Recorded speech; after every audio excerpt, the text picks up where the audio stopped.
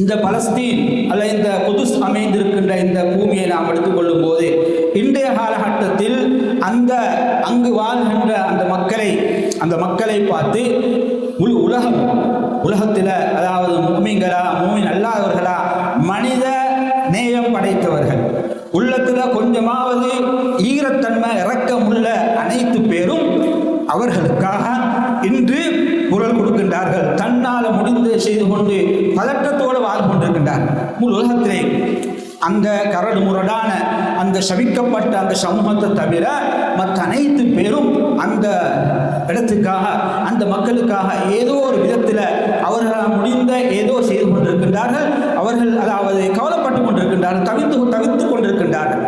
அன்பார்ந்தவர்களே, இது நாம் அதாவது மனித அடிப்படையில் மனிதகண்ட விதத்தில் மனிதாபிமான ரீதியில் நாம் எல்லாரிலே பொதுவாக காணக்கூடிய விஷயம். ஆனால் அந்த அவர்களுடைய அதாவது இரத்த உறவு இல்லாவிட்டாலும் ஈமான் உறவை கொண்ட நாங்கள் மூமின்களாகிய நாம் உலகத்தில் எங்கிருந்தாலும் அவர்களோட இதைவிட நாம் அதாவது பல மடங்கு சேர்ந்திருக்க வேண்டும். அவர்களுக்கான எம்மால் முடிந்த பலத்தை நாம் கொடுக்க வேண்டும்.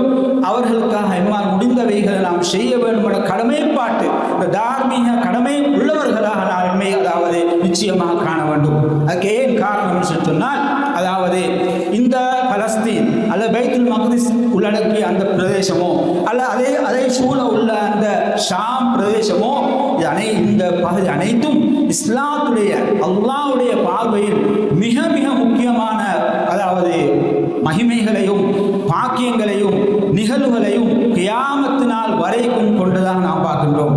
அன்பார்ந்தவர்களே, அதாவது நமக்கு தெரியும் இந்த பலஸ்தீன் அல்லது அந்த ஷாம் சொல்லக்கூடிய அந்த பகுதி நமக்கு தெரியும் மஅதுனுல் அம்பியா நபிமார்களுடைய இறப்பிடம் என்று சொல்லும் அளவுக்கு நமக்கு தெரியும். உலகத்துக்கு வந்த நபிமார்கள் அரபியன்னு சொல்லக்கூடிய நபிமார்கள் அரபி தீபகற்பத்தில் வந்த நபிமார்கள் விரல் விட்டு எண்ணக்கூடிய ஒரு 4 பேர் ஹதீஸ வந்தபடி.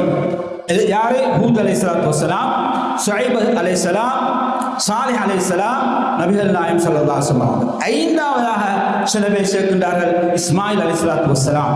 காரணம், அவர்கள் உண்மையிலே அதாவது அரபு தீபகற்பத்தை பிறந்தவரும் அல்ல. அவர் இப்ராஹிம் அலைஹிஸ்ஸலாம் அவர்கள் அரபி அல்ல. அவர்கள் அங்கே பிறந்தாலும் அவர்கள் குழந்தை பருவத்திலேயே அந்த மக்கா பிரதேசத்தில் குழந்தை விடப்பட்டதனால் ஜுஹும் கோத்திரத்தார் மதீனா யமனில் வருகின்றார்கள். அவர் அங்கே குடியிருக்கின்றார். அவர் அரபிகள், அஸ்ல் அரபிகள், கஹ்தானியை சேர்ந்தவர்கள், யமனிலிருந்து வந்தவர்கள். அவர்களோடு சேர்ந்து வளர்கிறார். அதே குடும்பத்தில் கல்யாணம் பண்ணி அவர் முஸ்தஅரபா அரபியாக மாறுகிறார் என்ற அடிப்படையில் அவரையும் அதாவது அரபி என்ற அமைப்பில் நபிமார்கள் 5 பேர் சொல்கிறார்கள். இந்த 5 பேரை தவிர அன்பார்ந்தவர்களே அந்த லட்சத்துக்கு மேற்பட்ட அனைத்து நபிமார்களும் வந்திருப்பது அரபி அல்லாத பிரதேசத்தில். அதிலே இமாம் இப்னு கதீர் ரஹ்மத்துல்லாஹி சொல்கிறார்கள், மில்லதும் இப்ராஹிம் இலா ஈசா அலைஹிஸ்ஸலாத்து வஸ்ஸலாம், அதாவது இப்ராஹிம் அலைஹிஸ்ஸலாத்து முதல் ஈசா அலைஹிஸ்ஸலாம் வரைக்கும் வந்த அனைத்து நபிமார்களும் இந்த ஷாம் பிரதேசத்தில் தான் வந்திருக்கின்றார்கள். அவர்கள் அதாவது முற்றுமுழுதாக பனு இஸ்ரவேலர்களுக்கு நபிமார்களாக வந்தவர்கள்.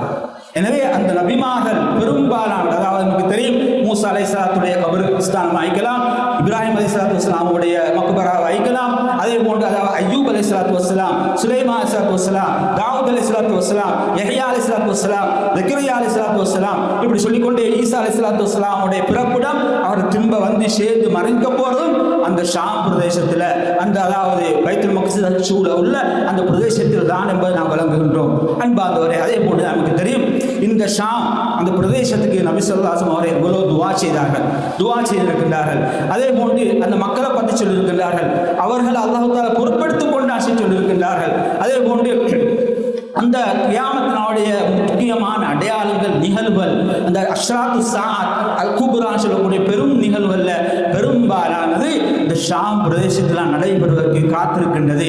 எமது மஹ்ஷர் மன்ஷர் சொல்லக்கூடிய எமது கியாமத்து நாளுக்காக எம்மை எழுப்பாட்டி கேள்வி கணக்கு கேட்கப்பட போவதும் அந்த பூமியில தான். நாம் அனைவரும் விரும்பியோ விரும்பாமலோ அந்த ஷாம் தேசத்தை சென்று அடையத்தான் போகின்றோம்.